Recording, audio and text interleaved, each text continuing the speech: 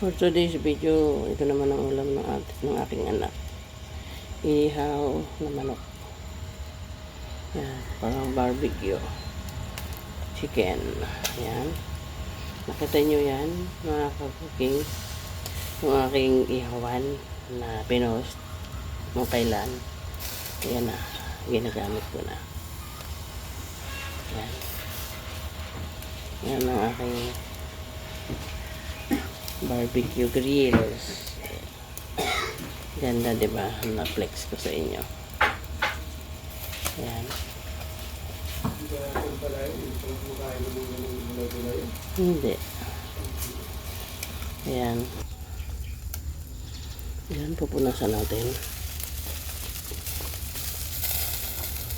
Ayan.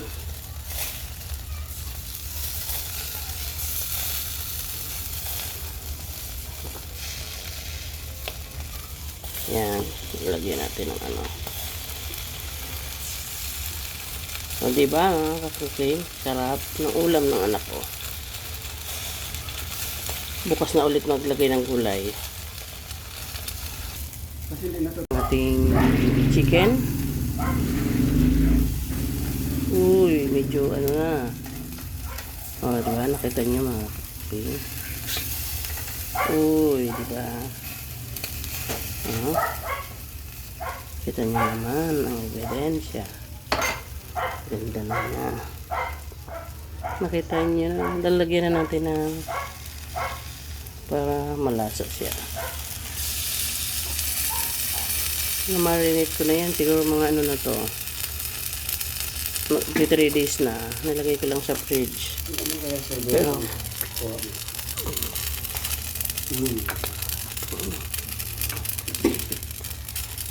ayan. Diba? Ang ganda ng aking pagkakagrill. Ang bawa ng aking junakis. Mamangit, tingnan mo. Buwalin ko kagad yan. Hindi ko pwede yan dyan. Kagad mo yan dyan. Ito na. Ito na mga kakuking ulam ng aking anak. Luto na siya. Diba?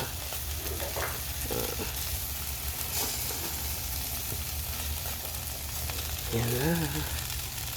Yum na to eh. Diba? See. Kita nyo naman.